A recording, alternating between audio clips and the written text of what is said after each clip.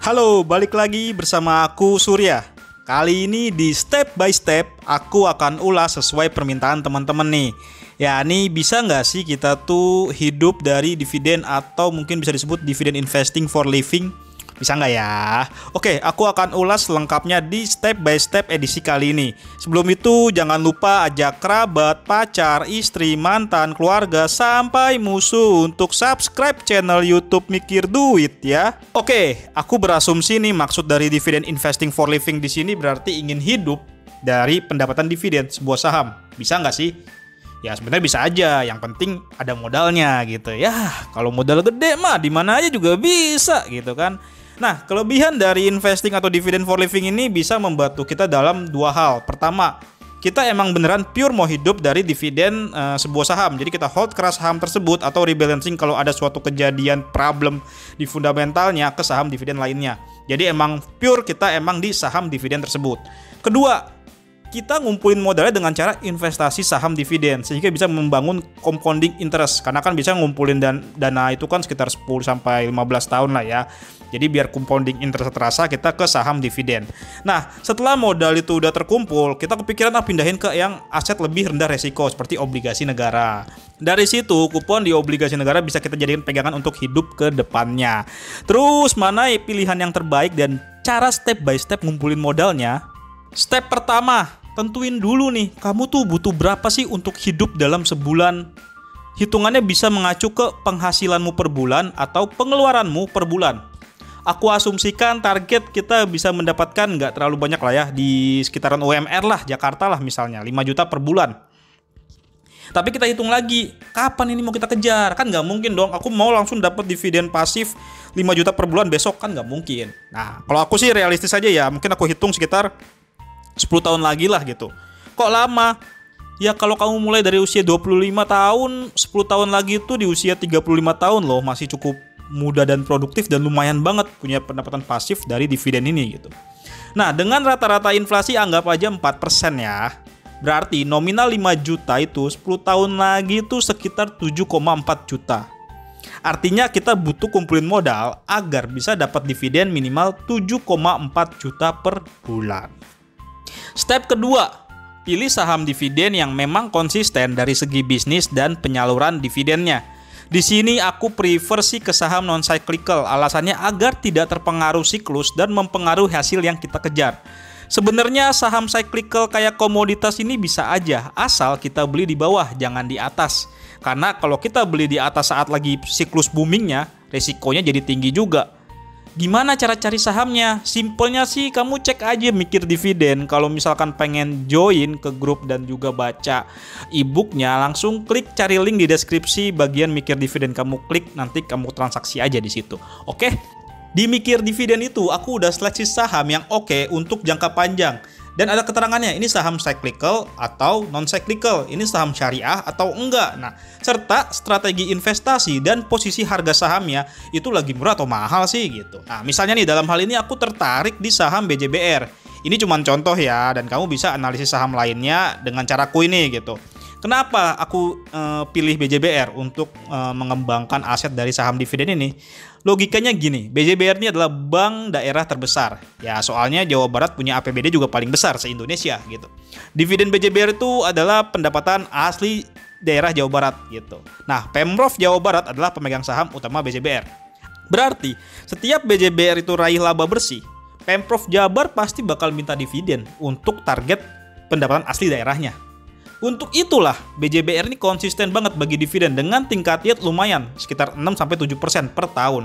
Nah, resikonya ini berhubungan erat sama pemerintah daerah dan provinsi. Ya, kalau ada kasus korupsi dan berpengaruh atau berhubungan dengan emitennya, ya harga saham juga kena gitu kan. Saranku sih kalau bisa jangan terkonsentrasi di satu saham, minimal 2 saham dividen lah. Misalnya kalau selain BJBR aku juga mau fokus di power. Kenapa kok power? Karena bisnis power ini menarik. Dia nih kasih jasa listrik ke kawasan industri, di mana kawasan industri pasti butuh listrik yang lumayan besar.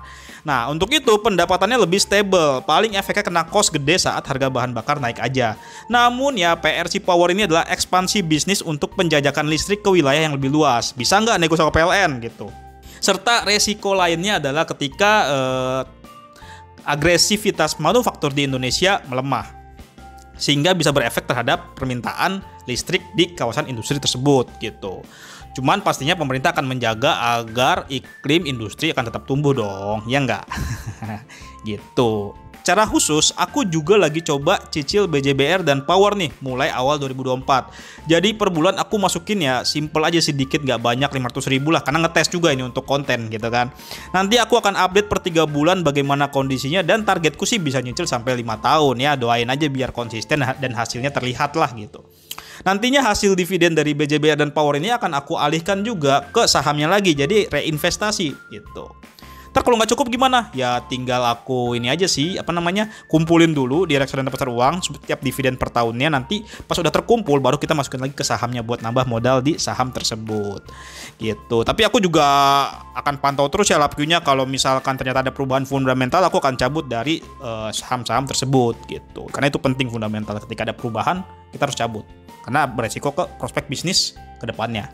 Step 3, berapa modalnya? Dengan asumsi target kita di 7,4 juta per bulan, itu dari akumulasi 5 juta per bulan dikali 4% inflasi hingga 10 tahun ke depan. Berarti dalam 1 tahun kita butuh sekitar 89 juta. Dengan rata-rata dividen yield BJBR dan Power itu sekitar 7%, berarti kita tuh butuh modal sekitar 1,3 miliar di tahun ke-10. Wih, gede banget ya. Ya kan nggak langsung juga, kita cicil aja dulu gitu per bulan. Nah, butuh berapa tuh cicil per bulan? Dengan asumsi pertumbuhan aset dari dividen Power dan BJBR per tahun tuh sekitar 7%, dan dividennya diinvestasikan lagi sehingga jumlah aset bertumbuh, serta di luar hitung-hitungan kenaikan harga saham juga ya, itu butuh nabung sekitar 7,5 juta per bulan. Wih, gede juga ya, berat itu gaji UMR malah defisit gitu kan. Opsinya bisa diperpanjang jadi 20 tahun misalnya. Nah, tapi kita hitung lagi tuh, kalau 20 tahun tuh nominal 5 juta jadi berapa sih? Dengan asumsi inflasi 4% per tahun. Nah, kalau aku hitung hasilnya jadi sekitar 11 juta. Berarti dalam setahun itu butuh sekitar 132 juta. Sehingga modal yang dibutuhkan menjadi sekitar 1,9 miliar rupiah. Dengan begitu, cicilannya bakal turun setengahnya jadi 3,6 juta per bulan. Dengan spesifikasi yang sama, yakni tingkat yield dividen Power dan BJBR 7% per tahun.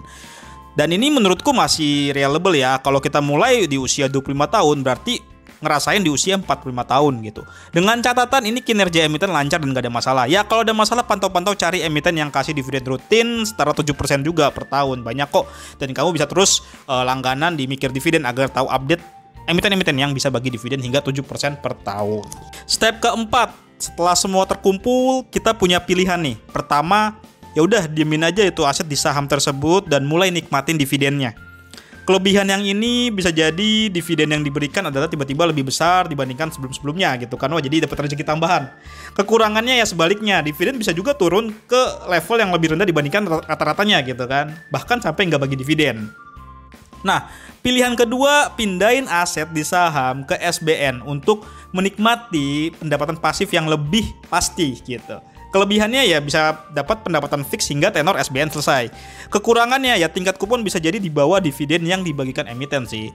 Serta nggak dapat capital gain yang atraktif. Misalkan harga saham bisa naik, kalau harga obligasi ya bisa naik. Cuman kan pergerakannya nggak sefluktuatif saham.